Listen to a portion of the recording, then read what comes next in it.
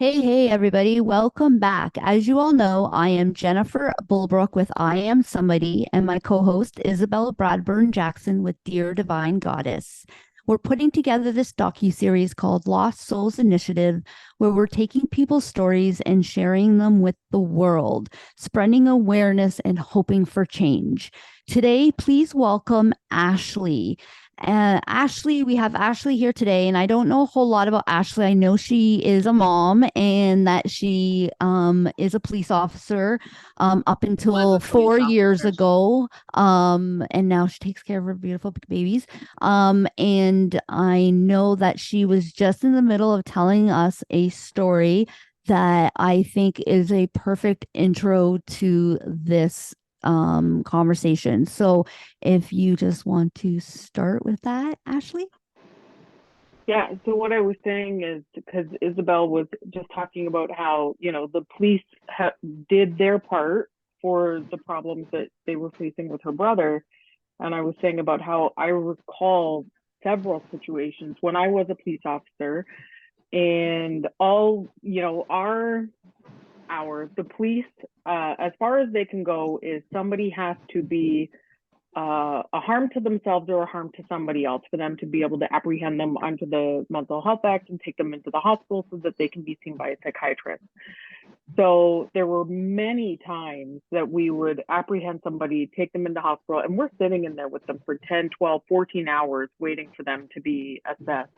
So there were times where the nurse in the ward, different nurses would go in and talk to them, and the person would say, I don't want to be here, I don't want to be here, and you'd hear them say, if you tell the doctor you're not going to kill yourself, they will let you go. So the doctor would eventually come in and talk to them, and what would they say? I'm not going to kill myself. And then we, two police officers, would have been sitting in the hospital for 10 hours with this person who, maybe was standing on a balcony ready to jump, or the edge of a building, or the edge of the Devil's Punch Bowl, whatever it is. All these different places happen so many times. And then they would say, nope, they're fine, they're going to go. And they wouldn't even keep them for the 72 hours because all they had to say was that they weren't suicidal. Doesn't matter what we saw, doesn't matter what the family told us. If that person said they were not suicidal, they got to walk out of the hospital. That blows my mind. I can't even understand it. It actually brings me to a story that I was reading the other day about a woman in Alberta. She went into the hospital for suicidal ideation and wanted help because she was going to kill herself. And the nurse there asked her if she had ever thought about MAID. Yeah, which is Oh, medical assisted in dying. yeah, I read that article the other day, which is crazy.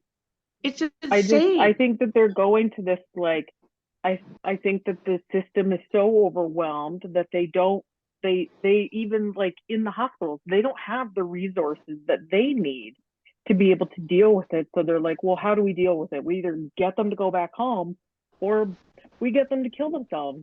Either way, they're not in our hospital. They're not a burden at the time. Which is insane to me because that's where you go for your help, the Yeah. hospital. Like, I don't understand it. Like, my brother was brought in by police after being tased for a suicide attempt, and he hadn't even seen a psychiatrist before he was released. Yeah. They made him speak to a drug counselor. Yeah. Which isn't going to help. There's been people, it wasn't mine, but I remember there was somebody, I want to say it was a female, who apprehended by police, taken to hospital, released by the hospital, left and jumped off a building and killed herself within an hour. Jennifer Is knows there this any woman. liability? Yeah. Is there liability on the hospital? Nope. The hospital never has liability, right? Yeah, I know. I know. I'm actually going through that right now because my brother was formed by the first physician who saw him. And then somebody came in, shift change, and released him. Mm-hmm. 47 minutes later, he was dead. Yeah. Yep. And it's tough because a lot of the burden, I can, maybe I'm a little bit biased because of my past as a police officer, but a lot of the burden gets put on the police, and police are not psychiatrists, right? We're not people who are trained in drug addictions, like as far as like serious in-depth training, right? It's not you. Police were not meant to deal with this kind of thing. Police are meant to deal with crime. Yeah. Right. So, but now so much of that is being put on the police, and I just think that it's not the place for it to be. It needs to be trained professionals, mental health professionals, doctors, right? It's not, it shouldn't be so much put on the police. And I think that it's really, the system is really failing so many people all around because of that. Absolutely, because from what I see, the police are doing their job, and it's really not their job to be picking these people up off the street and making sure they get to the hospital, but they are doing it. And I know because they did it 3 times in a week with my brother. Mm-hmm. You know, we had to make a wellness check, and then there was another time he had been picked up. Like, they did their job. But when it comes down to it and things go wrong, the first thing people want to do is blame the police. Well, it's not their job to take care of them after they have been brought to the hospital. Whatever happens from there is on the hospital, not the police. Yeah. And, you know, like they're hating on the police right now because the police are breaking down encampments and this and that, whatever. But like, that is what they're being made to do. That's what they're being told to do. They have to do their job, right? Yeah. But we have they to can't just stand there and say, I'm not going to do it, because now what? Now you're defying an order given by who? Who's the order coming from, right? If the service, the chief is being told that, it might be coming from the mayor, might be coming from the province, right? You can't now turn around and defy that order and say, I'm not going to do it. Then you get charged under the Police Services Act, and the officer next to you does it anyways, right? Exactly. Because you've been given that order to do that. Absolutely. And it's like, we can't, we have to come up with a different solution, because I think policing the problem is no longer working, because there's no other support out there. So, okay, the police are doing their job and they're policing the problem, but then what else? What else? So what do? They move from one spot where the police have kicked them out to another spot, and they're just playing, you know, musical chairs. Yep. And we're wasting taxpayers' dollars by having these officers police all of these encampments all the time, where they're just moving around and playing, like, you know, cat and mouse. Yeah, and there's nowhere, there's no housing, there's no shelters, there's no nothing for them to go to. Like, I'm sure if you ask them, do you want to be living in a tent in January when it's going to be minus 40, or would you rather a warm place and a solid roof over your head? I think they're all going to go with option 2. Absolutely. Like, where do we put them, and where is the liability? Who's responsible for this? It's not the police. Yeah. So this was a really hard part for me in policing, and I became a police officer on a whim. Like, I wanted to be a teacher. I think maybe I'm too optimistic of a person to be a police officer. I genuinely believe there's good in everybody. It doesn't matter, you know, if I dealt with somebody who'd been arrested 15 times, I still talk to them like they were a human being, because they are. And that's how the majority of officers deal with people. But the hard thing is, I remember one year I arrested the same person 5 times, right? And drug addiction, and every time just in, out, back on the street. And the problem is that our system is broken. Because, you know, now people are saying, oh, we'll ticket the people in the encampment. Why? What's ticketing somebody who's homeless, who doesn't have money to pay that ticket? What is that going to do? So our problem is that we think that the solution to everything is ticketing or arresting. Well, that's not actually the solution, because If somebody is robbing a bank, why are they robbing that bank? Because they have a fentanyl addiction. Why do they have a fentanyl addiction? Because they were sexually assaulted when they were a child, Exactly. right? Something like that. So let's go back and address the original cause of the drug addiction so that we can deal with that. Then we can get them off of the drugs. Then we can stop them from committing crimes.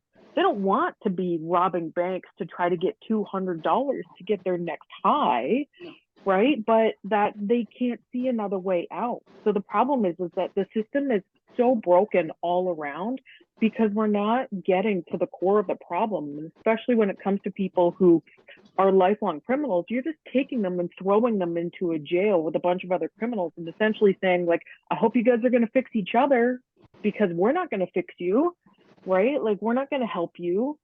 And, you know, there's nowhere near enough resources to be able to actually address the underlying issues that's causing everything. The homelessness, a lot of it is caused by drug addiction, mental health issues, right? Absolutely. So let's address those issues.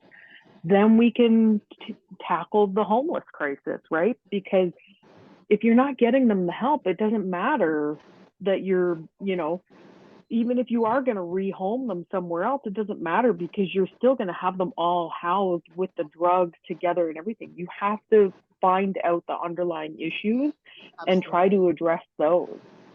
I agree. And I've been told before, if you want to learn how to be a criminal, go to jail. Yeah. Like, you know what I mean? So it's like, you're not helping them by throwing them in a jail cell. Yeah. You're really criminalizing their minds because they're going in there to learn things that they didn't know before they went in there. You know what I mean?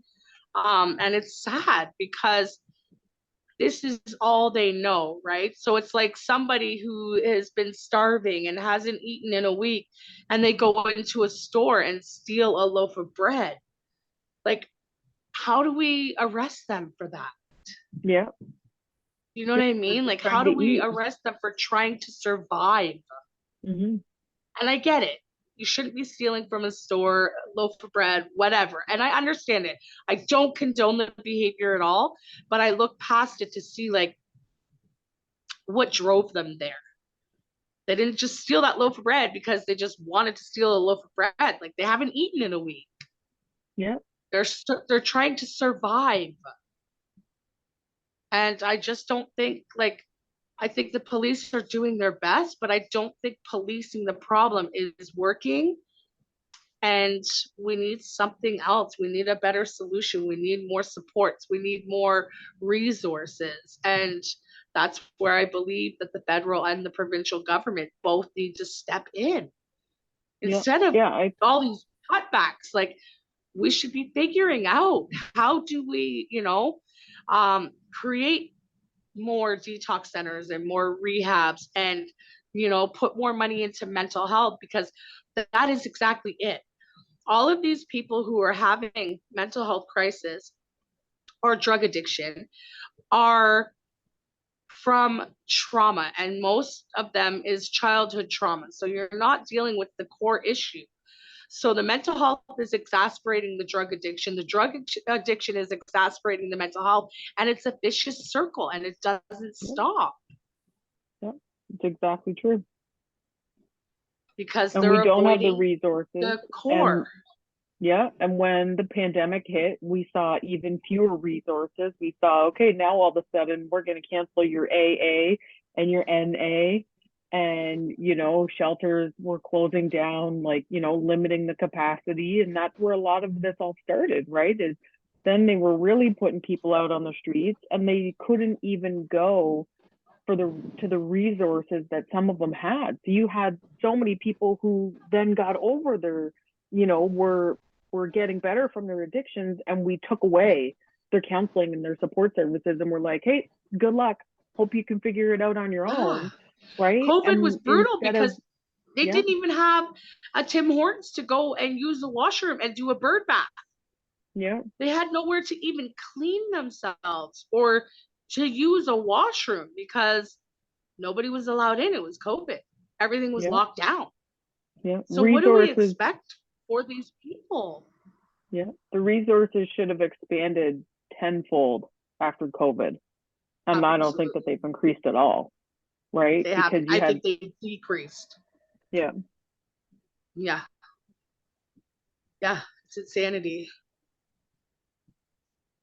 It blows my mind. Because, yeah, mhm, it does, right, Jen? Like it's horrible to even think about it. Like when you really sit there and think, okay, I get it. COVID, the lockdowns, trying to protect everybody. I understand it.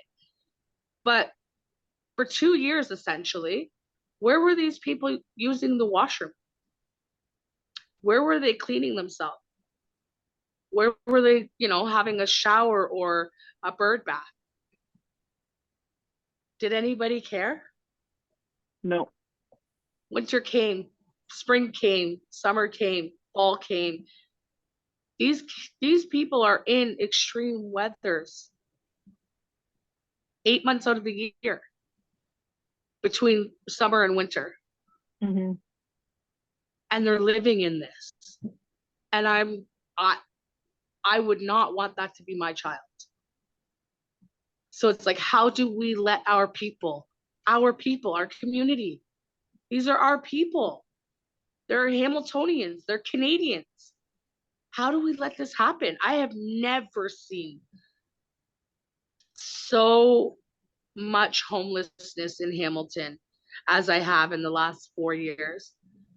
It's like they're spilling at the seams. There's nowhere to house them, and they're everywhere.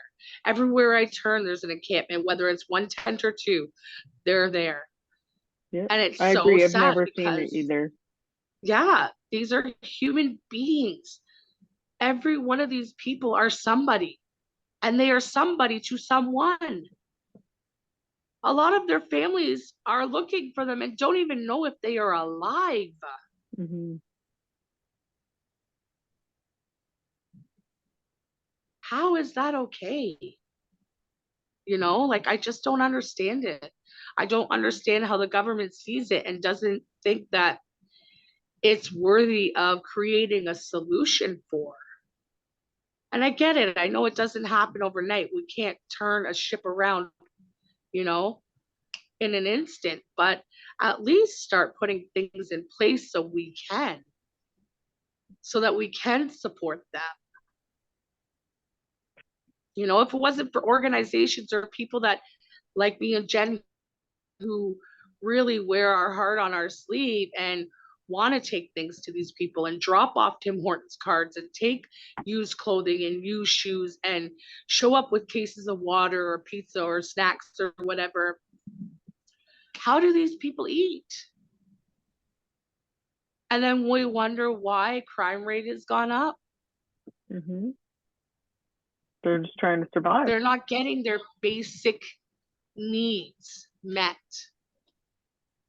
It's all a You ripple know? effect, right? Like whether you become homeless because of drugs or if you become homeless because of something else, because of like rent has gone up, but then now you're on the street and now you've been now your mental health's going and now you have, all this access to drugs. So now you have an addiction. Like, and it just, and whatever way you started, it's you somehow managed to get through all of the stages because it's like a ripple effect no matter how you go. One perpetuates the next. Yeah. And it's, and I don't think it's all of like up to the police to fix it or anything. I think we all need to do it as a community. I think a part of it needs to obviously start on the ground on the streets because that's where it's happening. And, police are the ones that are to protect us and that. So I think the police need to be involved in that. But I also think that they do need to have the training to do that. And I don't think that they do. And I think that there needs to be somebody else on the ground with them who has the experience with them and who's there for just the mental health aspect of it all. And that because people don't always approach or respond to the police as they would a doctor or a civilian or whoever on the street. Yeah. So Hamilton was actually the first service in Canada, may have even been in North America, to pair a mental health worker with a police officer. And that started before I left. So I left 4 years ago. I want to say it started maybe around 6 years ago. And that was, at that point, I don't know if it's changed the name at all now. It's the Mobile Crisis Rapid Response Team. And they work together all the time, right? Like they only work their shifts together, 12-hour shifts, daytime, nighttime, doesn't matter. They're always there. So if a call comes in for somebody who is in crisis, they're the first one to go. Because again, like the police, they don't have the resources to connect the people with afterwards, right? Whereas the mental health nurse does. But the mental health nurse, you can't have, you know, I'm sorry to say it, but you can't have a 5'4", 150-pound woman going in to deal with a 250-pound man who is in crisis on her own, right? Like it's a completely unsafe environment to put that person in. So this way you're having somebody who can help to protect the mental health nurse, but we're also still able to provide the resources, right? So I actually think that it's been a really, really successful program in Hamilton, but the program's not big enough. And Hamilton is such a hub for mental health issues that the program needs to be bigger. But again, that comes with funding from the government, and the funding is just not coming in. Yeah, that's actually who brought my brother into the hospital, like the MCERT team, right? Yeah. And that's great. Like I have no complaints at all whatsoever. Like they did their job. They went above and beyond, even after my brother's death, to come and visit my mother and I, not once, but twice, to see how we were. I got an email about a month and a half ago from the detective on the case, just checking in to see how me and my mother were. That they don't have to do that. Mm-hmm.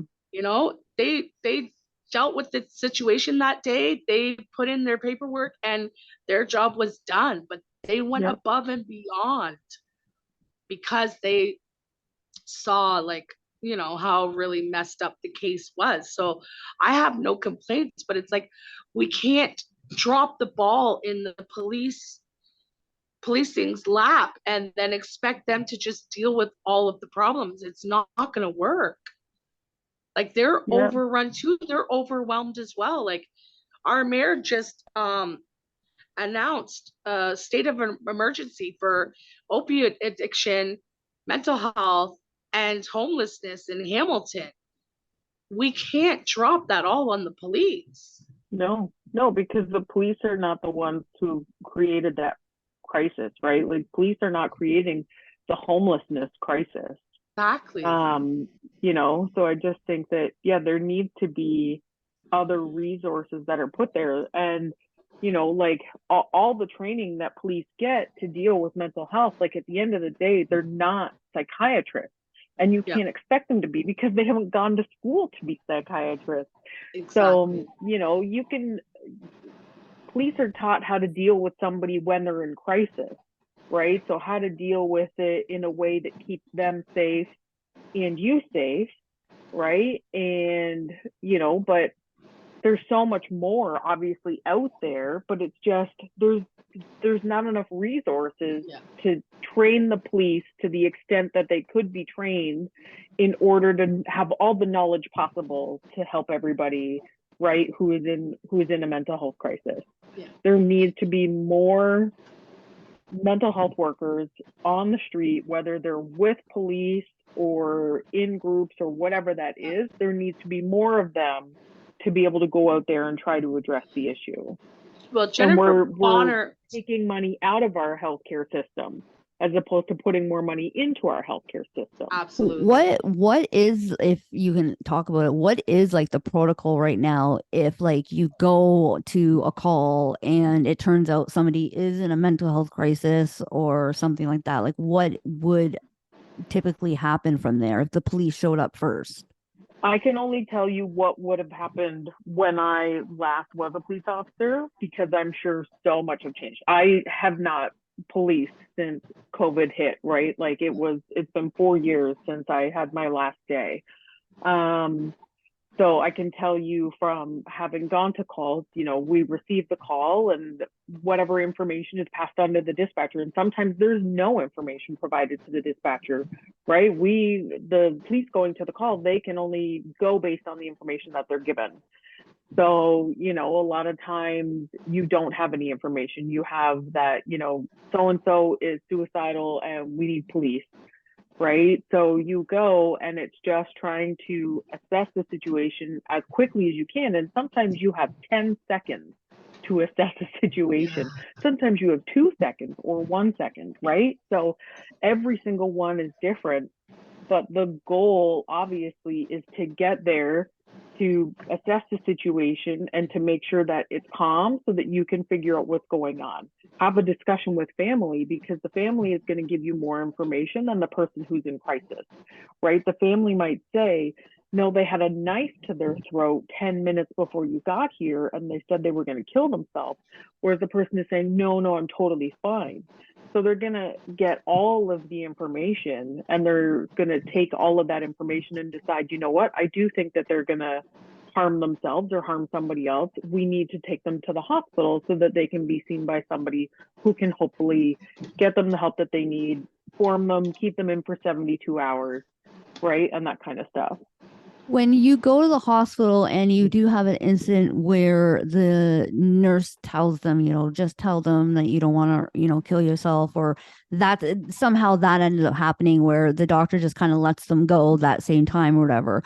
Are you there when they let them go? Like, are you able to say like, no, like they need to stay? Is there anyone there to advocate or to speak for this person who is, even if they're saying like, no, I'm good now, anyone there to dispute that? No, because a lot of times what happens is police, when I did it, they have to stay at the hospital as long as the hospital deems the police to be necessary. So if they think the person might harm them, right? Or, sometimes security would come in and take over, but sometimes they would say, you know what, they're fine, you can go. Other times, if the person was more violent, right, then police would have to stay. But again, like, police always conveyed all of the information. So hey, I went there and they were standing on the ledge of a building and it took us 15 hours to talk them off of that ledge with various people involved, and now we're here, and even with all that information they'll still let them go. I think too, though, and I think like, yeah, like I don't think you should be made to stay or whatever, but it's like, it's also like kind of a thing of telephone where like you've told the like one person that you're talking to, that person's telling the next nurse, and then if there's a shift change, oh God, and then finally the doctor's hearing the news, and by then it's like what all the information is really being relayed. And I know they're supposed to write it all down and it's all in their chart, but like we have to really rely on everybody reading the charts and all that kind of stuff too. Do you have any idea how, or any opinion on how we could kind of make that transition a little bit more smoother, where I don't know, we don't go through down so many different lines of like communication, or like there's like, I don't know, some special tab that you need to press and open before like looking at a file? Like, I don't know. Do you have any idea on how we can like make the transition of communicating the patient's severity that they're in better? So again, I don't know what's changed in the last, handful of years. We did also fill out paperwork, and on that paperwork we would tell, the information that we had. But the problem is that sometimes it could be 12 hours before a doctor could come in and see them. And like, to take two police off the street to just sit there in a waiting room possibly for 12 hours to relay the story, right? It's not practical, because, there's only so many police officers on the street at any given time. So I don't know what's changed now, but again, I know that, we used to write down all the details, and that would then go on to the doctor to be able to read it right from, this is the information that I know, I'm putting it on paper. That paper then goes to the doctor for them to read. So I don't know if it's become more in depth than that, but I know that that was at least there. So the doctor does get to see, firsthand what the police officer who is involved wrote. I think it's just crazy that they make people wait. And it was the same with me when every time I had gone into the hospital for like a suicide attempt or self-harm or whatever the case may be, it was like you wait sometimes for like 12 hours. You're right. And by 12 hours, it's like I just want to get the hell out of here. They don't care anyway. They're making me A lot wait. Like changed. obviously it's not that big of a deal if they don't care.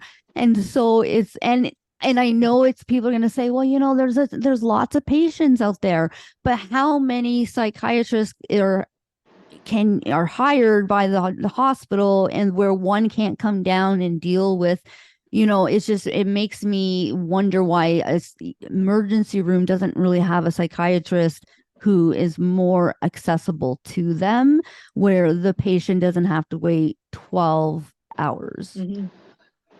Well, St. it's true Joseph's because does have emergency psych.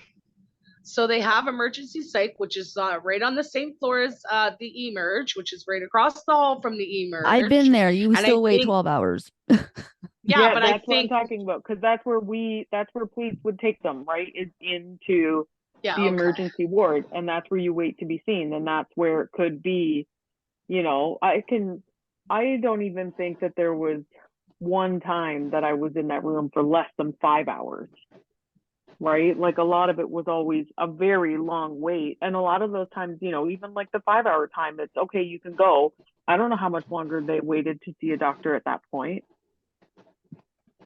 Yeah, and that kind of crazy goes. to hear. Yeah, it kind of goes with the whole thing. Like it's not an emergency to them because the person's not already taken the medication or slit their wrist or whatever the case may be. So it's not an emergency to them, so they can wait. But what's going to happen in that time frame? Like they're suffering, they are struggling at that time, and they're there for help, and we're just letting them wait. And if they would have come in already taken the meds or whatever, the psychiatrist would have been down there already. And that's where I'm like, why are we waiting? Like, why are we keeping people waiting? Like that to me is the neglect on our mental health system that nobody really is addressing. Yeah, it's a complete lack of resources. Like they don't have enough people in there to be able to deal with it. Like they know that the mental health problem in this country is far bigger than it was 5 years ago. Have they increased the number of staff to be able to meet that level? No, not at all. Like they're decreasing staff, they're decreasing funding, right? So it's just the matter of there physically are not the people in the building to deal with those issues. And It's really, what's the insane training to- like? Yeah. It's insane for me to hear you say, like, you can say that, like, in your experience, you have not been there for less than 5 hours, because my brother was brought in by police after being tased, which means like he was actively trying to harm himself and being aggressive with the police officers. 5 hours in and out, from suicidal to the point where police had to tase you to you're absolutely fine, you're no longer suicidal, and you're not intoxicated, go home. In 5 hours. Yep. Mental health crisis. And where is the responsibility on that doctor who lets them go, right? So that they can then go jump off of a building, right? Like but the problem is there's no responsibility on them, so they don't have to carry the weight of that decision, right? Whereas like, you know, when I was a police officer, if I ever stopped somebody for impaired driving, and, you know, can't tell you how many times, oh, please just follow me home, please, you know, if I did that and I followed them home and the next night they killed somebody, that's on me. First of all, that's on me. Personally, I would never be able to live with myself. But second of all, professionally, that would come down on me huge. I would have had charges under the Police Services Act, like crazy, like all of these different things.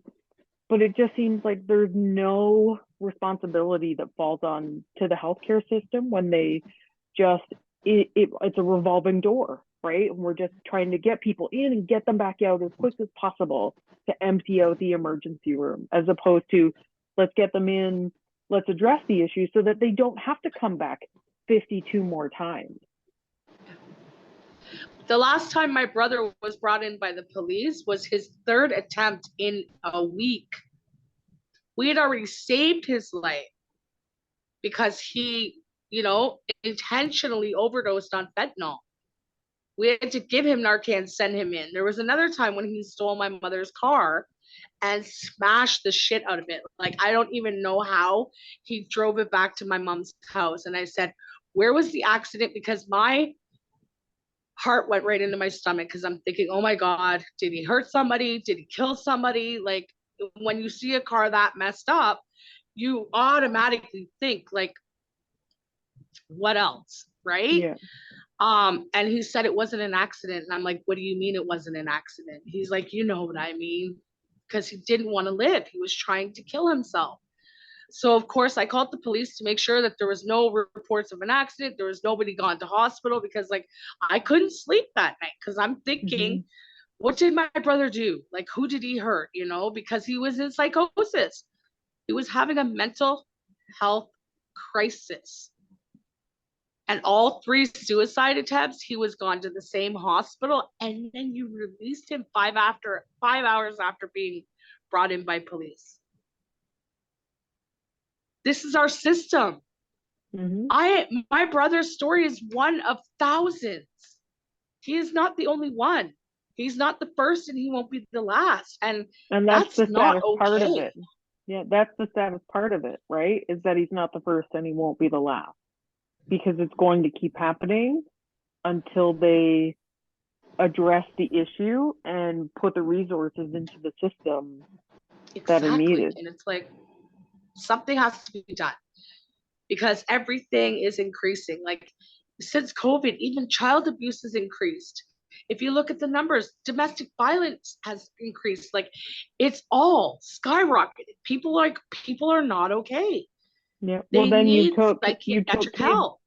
You took kids who maybe lived in an abusive home, whose only out was going to school every day.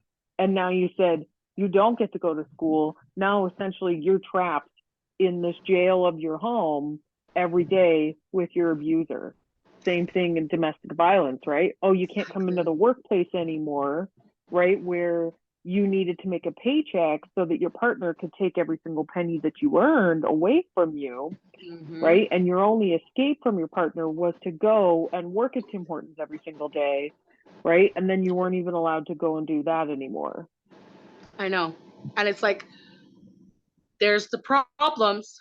Where are the solutions? They're not even attempting to come up with the solutions. But I was watching one of their little things they do at the parliament, but they're fighting for money to move the science center from where it is to the exhibition stadium area. Build a new building, tear down all those exhibits, bring them all over because they're super sensitive, pay to have them installed, and then get rid of the old building. But you cannot put money into our healthcare system for mental health and addictions when people are dying daily. Because it doesn't give them the money. Every money. 11 minutes, someone is dying of fentanyl poisoning in Canada and the United States. That is 6 people an hour. That is 6 families an hour that are being destroyed, that are being traumatized. And it's just going to continue to perpetuate the problem of mental health, the problem of addiction, because people who are having issues, pain, emotional pain, are self-medicating through drugs because they're not getting the help they need from the doctors, the psychiatrists, the counselors, the therapists. Yeah. So the problem's just continuously getting bigger and bigger and bigger, and nobody is coming in with the white flag to say, hey, this is what we're going to do about it. But let's move the freaking science center, because, hey. What's $2 million?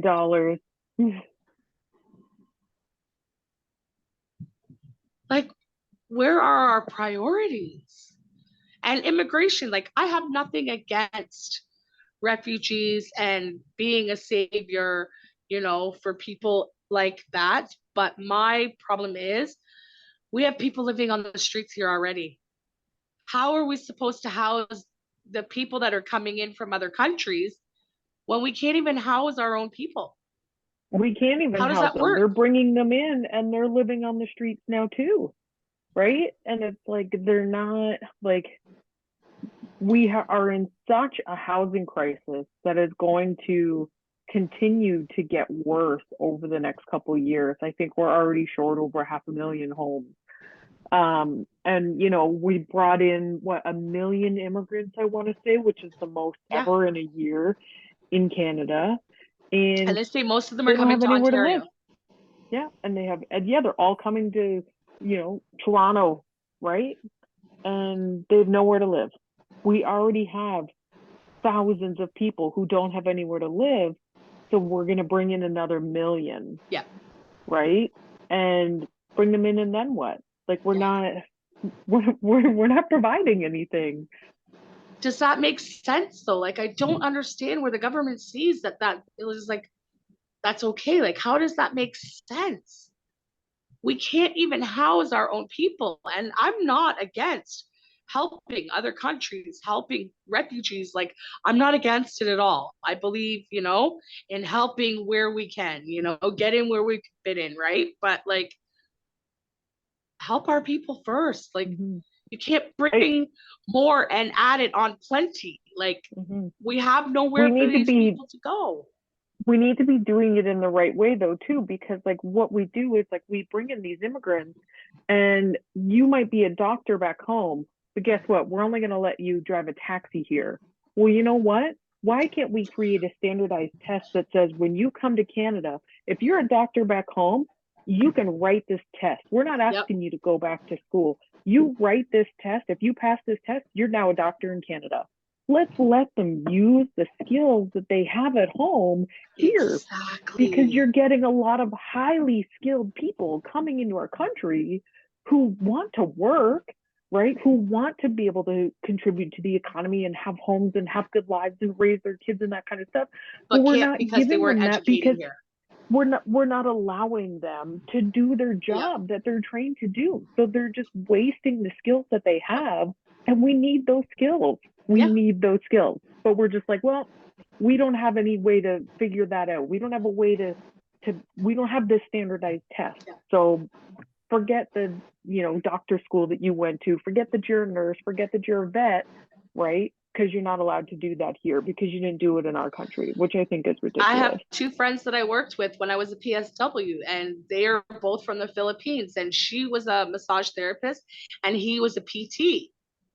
They can't do that job here unless they go back to school for it because they weren't trained here.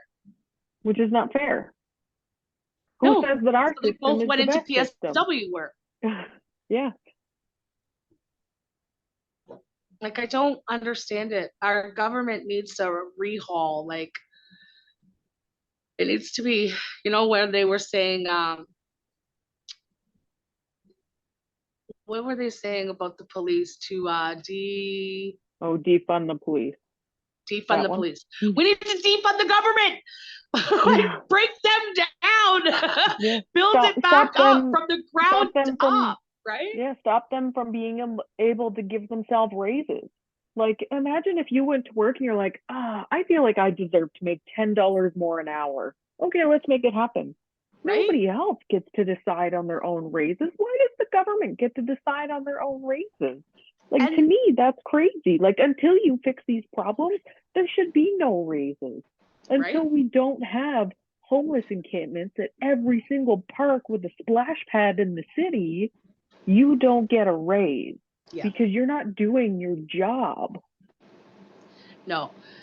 And the sad reality is like, it's hard for me when I have these conversations with friends and family because they're like, they need to get out of the parks. Like our kids can't even go to the parks. There's needles, there's this, there's that. And I get it because, you know, with these encampments, because like there's drug addicts, there's mental health, all of it. And I get it. But my defense always is they go to these parks because a lot of them have bathrooms. Yeah. They want to be They close have to a bathrooms. wash so they can Yeah, clean up. and They can use the washer and they can do what they got to do. yeah, and the splash pads, because again, they use it to be able to clean, Clean. right? Yep. And I get it. Like, I feel bad for the kids, but I also feel bad for these adults who are living day in and day out in a tent. Like, we go camping in the summertime. Woohoo, let's go camping. It's fun. It's fun to do it for a weekend or a week, but I Mhm. don't see anybody doing it like for a lifetime. Some of these people have been out there for 10 years, Yep. 11 years. We have people dying, freezing to death in the winter. Canada winters are brutal, Yeah. freezing to death. That is somebody's mother or father or brother or child. Like, we cannot keep allowing this to happen. Like, there's no way. It's insanity to me. Yep. These are human beings and there's so much stigma around it. It's so easy to like walk by them and scoff and be like, oh, get a job, go to detox. But you don't know their story. Yeah, because you can't see it, right? Exactly. Even like a cancer patient who loses their hair, people will look at them and, you know, have pity or feel bad for them or whatever it might be, because they can see that they have, you know, Compassion, cancer yeah. and they're going through treatment. But you can't see necessarily that somebody has mental health issues, because Yeah. especially in the beginning, people try to mask those issues as much as they can, right? They hide Absolutely. those issues from their family, their friends, all that kind of stuff. And I think that we just have this weird thought of, if you can't see it, then they're okay, Yeah. right? Yeah. And Yeah. when you do finally see it, it's gone too far, right? And now they do have the drug addiction, or they are living on the streets because, you know, they were manic for so long and they weren't paying their bills and they lost their house, right? So unfortunate. And I don't have all the answers. I don't claim to, but something needs to be done. The government needs to step up and be like, okay, let's do this. You know, they work Yeah. for us. We don't work for them. Yeah. They work for us. And everybody is sitting around waiting for the government to say what they're going to do. No, no, no. No, no, no. It's our job to force them to do what we need them to do, because we are the people. They work for us. They don't get to dictate how and when. We, you know, we get to do that. But we have to stand up and show them, look, like, this isn't what we're like, this isn't okay. We're not dealing with this anymore. Like, pull it together. We have to be But a united front too. And what the government is really good at is driving a divide between people, right? Because absolutely. if you are divided, you will not come together Yep. for the same cause, right? Oh, we So saw it big whether, time with COVID. yeah, so again, Vaxxers, yeah, vaxxers, vaccinated, anti-vaxxers, unvaccinated, maskers, masking, not anti-vaxxers. masking, Yeah. right? Whether it's race, religion, you know, your sexual preference, it doesn't matter. They love create divide. driving a divide between people, because they know that is what is going to stop people from rising up to create the change. Yeah, it's the only way they control us is by creating divide. Yeah. And a lot of us are dumb enough to fall for it. Yeah. Yeah, Like, I don't really, see, yeah, really, and I don't like, think the government can put a divide there unless we let them. So, like, to absolutely. give the government all that power and control is like, just, I think that's, you know, I think what we need to do is really sit there and, like you said, you know, take it all, tear it all down, and start from the beginning, the groundwork, and rebuild a foundation and relook at things, because things aren't how they were back in 1920 or fucking whatever, or even 1980, even in 2000. Things have changed, and we need to relook at the foundation of it all. We've been putting all these band-aids over the years, and these band-aids are now falling off. Nobody knows what to do with them. And so they're just like patching them up with this like tape, and it's just not happening. Yeah. And it's people suffering in all different aspects. And I don't think there's going to be one solution. I think there's going to be many different solutions, because there's many different problems. But like, we need to get to the core of it all. And it's going to start with really rebuilding that foundation. And that can't happen if the government and the people aren't agreeing that that needs to happen. And I don't think anybody's really even looking at that. People are just like, well, what are we going to do today to fix today's problem? Like right now, like a quick fix, another Band-Aid. And that's what I think the government keeps looking for, is a Band-Aid, instead of really looking for, okay, you know, whatever. Yep. And the problem is that it's, if people don't feel safe, they won't address the issues that they're going through. So if you look at the countries where, you know, they don't have welfare, they provide housing. So like, we're not going to give you a check every single month, but we're going to give you an apartment, right? And they don't have the same kind of issues that we have, because, you know, you might be in a mental health crisis, but now you're given a home, right? Somewhere where you now feel safe. And maybe now you can start to address the other issues because you feel safe.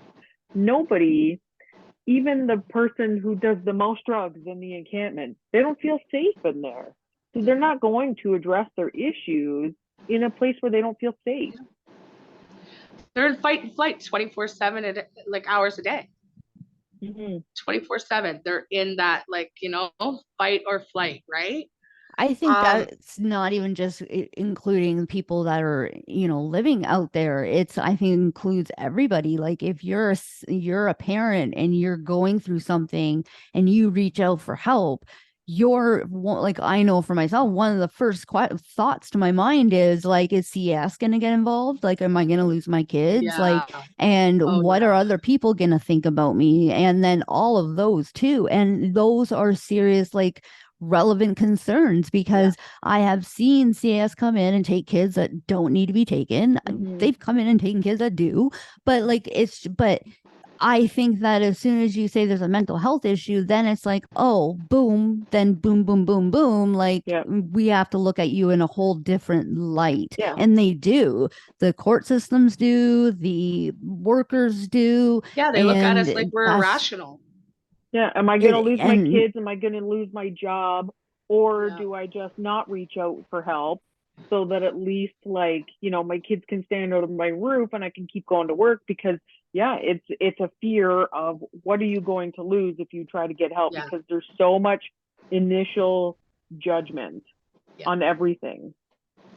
That is one of the reasons why I suffered through postpartum depression on my own, because I was terrified to tell my doctor I was having postpartum depression, because I didn't want them to take my baby from me. Yeah. And, you know, my postpartum depression had nothing to do with harming my son. And like, we were bonded great. I was breastfeeding, but mine was something happening to me and him being left alone. Like, I would be terrified to go do the laundry, because I'm like, what if I fall down these stairs right now and he's in his crib? And like, I'm laying here dead and nobody knows. Yep. Like, and you can't stop that from coming. That I was having. You don't know that that's going to happen. You could have 4 kids, and on your 5th kid, you have postpartum depression, right? Exactly. Like, there's no way to stop that before it happens. And then so people are in that already in crisis, or having, you know, bad day after bad day, and they are too afraid to reach out for help. But you can't prepare for that. No.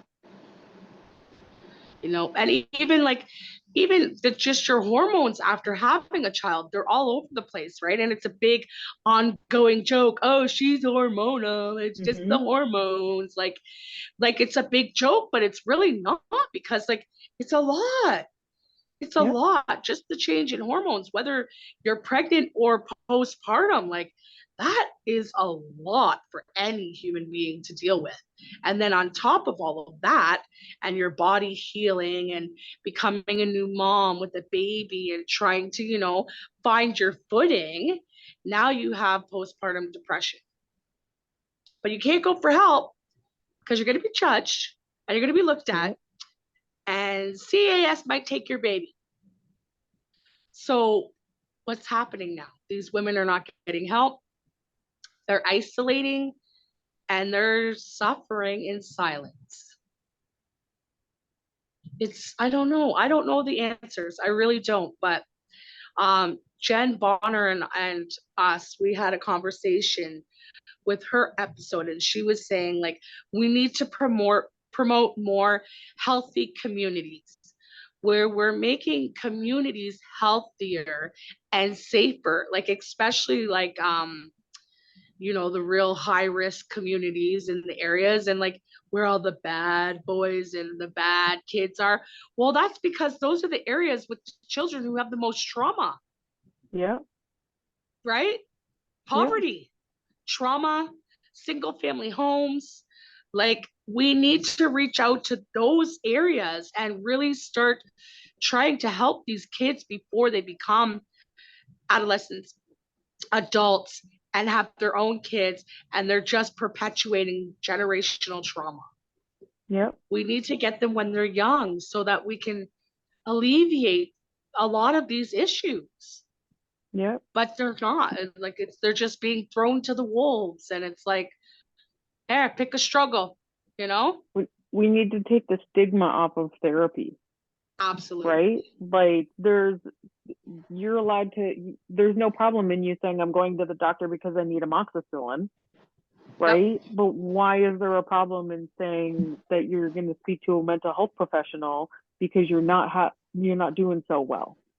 Right? Why is there a problem with getting our kids therapists if we're starting to see that, there's a problem and we don't know how to address it as parents? There's such a huge, huge stigma around therapy, and it blows my mind. I can't understand it. I don't know why that's a thing that is a part of our culture. No, last year my son was having a really hard time because we've had the last 3 years has been really tough for my family. We've had a lot of loss, and the principal had said to me, like, what about getting him a social worker in school that he could talk to when things get a little harsh, or like overwhelming or whatever for him? And I'm like, do you really think he needs that? Because, like, I'm aware and I have open conversations with my son, and we do all the work, and like, he can talk to me about anything. So I was like, does he really need that on top of like what we're already doing and all the coping strategies I taught him and stuff? And he's like, listen, if your kid needed glasses or if your kid needed a hearing aid, you wouldn't even bat an eyelash, right, to make sure he got those glasses or those hearing aids. And I'm like, yeah. And he's like, he's struggling. Your family has been through a lot, and it's not your job. It's not your job when you're struggling and you're grieving to be his therapist. And I think as women, we take on all of those hats because we're mom. We got to make it all better. Like, we got to make sure we do everything for our kids, right? So a lot of kids are kind of slipping through the cracks. And like, that's even me, somebody who's fully aware of all of it. Like, the work we do, we've been through a lot of things together. And it's like, still, he may have missed out on counseling because I thought what we were doing is good enough, and it's not. Sometimes they need that third party. It's true. A lot of people, like, they won't necessarily open up, or they just need somebody who, they think that you're saying something because you're a loved one, right? Whereas if a professional says that to them, then they might take it differently. They might take it more seriously, right? They might be like, oh, you know, maybe there really is a problem. And it's not just that my mom or brother, you know, is telling me that. Yeah, for sure. Yeah, I don't know. I don't know what it's going to look like in another 10 years for our children, but I certainly hope things change real quick because I'm terrified for them. Mm-hmm. At the increased rate that all of this shit is perpetuating, I don't even want my kid to go outside, but I can't isolate him. Yeah. You know, you have to let a kid be a kid and learn and experience and grow, but it's terrifying. Yeah. What do we I do? agree. It's a tough spot, right? Because we're at an impasse. I don't know what the solution is. I wish that I did. I wish somebody did. Right? I know. And I don't think, like Jen said earlier, I don't think it's one solution and there's not one fix all. Yeah. There are a lot of things that have to be addressed in order for things to really kind of neutralize. Yeah. Yeah. And I think the police deserve a lot more credit than they're getting.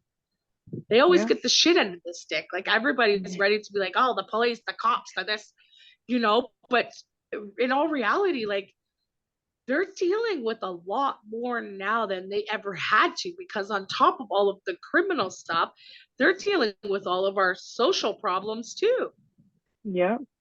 And you know, there's only so many resources within the police service, right? Yeah. Like you're having officers who are working like double the amount of time. So they're doing their regular hours in a week, and then they're also working overtime for the same amount of hours that they've just worked, because they're so low on police officers and there needs to be so many people on the street.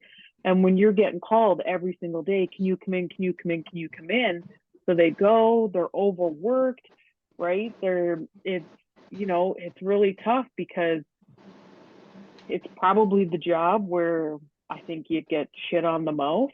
Yeah. You know, you get it at social media, you get it from the media. And I can tell you from doing that job, 99.9% of those police officers are doing it for the right reason, but our system is broken.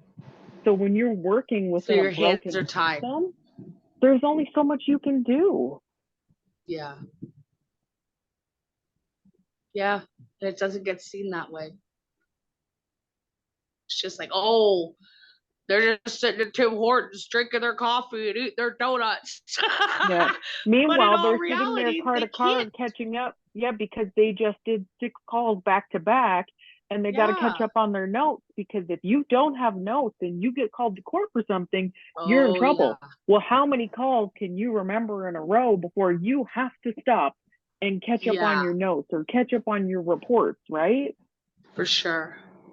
For sure.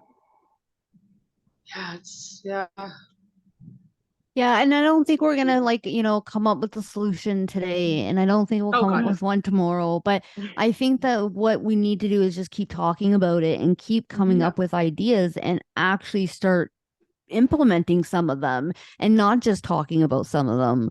Like I remember hearing about these, tiny houses for them, like year and a half, 2 years ago, that are still not there, like for whatever reason, right? Well, and I don't even know what reason, whatever, but yeah, I think there was a saying... project that was approved already at one point, and they had a location, and then that location just it fell through. The community. But that's the thing. Fuck the community right now, right? Like, think about it. Like, we're listening to people who are in their houses tell us that we shouldn't build a tiny home there because they don't want some homeless person to come move in with them. Well, fuck you. Too bad. Like, we're a community where we need to start supporting one another and stop judging. Would you rather them in a tiny home or on the street? Yeah. Like, really think about it. You can't say, get them out of our parks and then, oh, well, I don't want their tiny home right there. Like, pick a struggle. You can't have it both ways. Yeah. Mhm. And we need to start talking to the people who are dealing with the stuff in hand, the people who are Yeah. living on the streets right now, and not just the addicts, the ones that are there because of the financial shit and the homelessness, because, you know, interest rates have gone up, rents have gone up. There's a lot of people on the street for that reason alone. We don't want to forget them. And we don't Inflation. want to say, like, you know, it's everybody's fault that they're on the street. It's not everybody's fault that they're on the Mhm. street. Some, yes, some not. But we Yep. need to look at everybody, the mental health part, the addiction part, the fucking financial part, all of it. And it all needs to be addressed separately. And then Yeah. we should come back together. But right now, I just don't know what they're doing. It's like they're just trying to solve it all in one big sweep, which Yeah, is it's not just a going to bumble happen, fuck. right? It's just that's where the band-aid effect keeps coming in. Yep. So, Yeah. I don't want to keep you any longer. It's been interesting to kind of hear from your perspective and really kind of learn of some of the what goes on in the background, Yeah. like, you know, when you go to the hospital and things like that. I've, you know, been able to experience it on my end, how I experience it personally and things like that. But just to hear it from your perspective and to really let other people know that, like, you know, you guys are just human too. You guys are doing your job, and, you know, it's really starts from higher up of where we need to really start to address our solution, our concerns with, and not just the people on the ground, but going up higher. And that, so I want to thank you first of all for, you know, for when you were policing, and that, and I appreciate you coming on here and talking with us. Is there anything you want to maybe end with, a note or a message for anybody who's struggling or with the government and how they're dealing with their system or anything? I just want to say, like, for somebody who's struggling and listening, like, even though you think that you may have taken all the paths or there's nobody out there, you know, there is still help out there. And it's tough because, you know, the hardest part is taking that step to go and do it.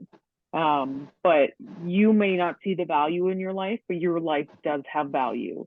And whether it just hasn't been found yet, you know, because you can't see it, but there's other people out there who see that value. And, you know, it's at the end of the day, if something happens to you, you never get to make that mark on the world that you were put here to make, because we were all put here to make a certain mark.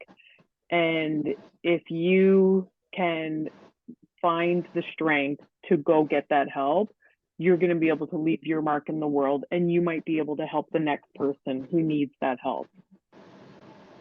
Absolutely. 100%. Absolutely. Thank you so much, Ashley. I know you're very busy. You're a mama of two, an entrepreneur, like you're doing your thing, you know, and I'm very proud of you for that. But I know that, you know, you're busy. So I thank you very much for your time with us today. Yeah, you're welcome. Thanks for asking me. It was nice meeting you, Ashley. And for all those listening, you know, if you have an idea, if you have a story, an opinion, please reach out to us. Please share your opinions and your ideas, even if you think they're small, because like I say, it could bounce off somebody else's idea. And then next, you know, we have a great big solution. And it just has to start with one idea. That's it. One idea. That's how the light bulb was invented. That's how everything was invented. One small idea. And if you're struggling, please reach out. We're here for you to help you in any way we can. If you have a story you want to share, please reach out and we will help you share it. To everybody else, to alls, have a good one, and we'll see you all next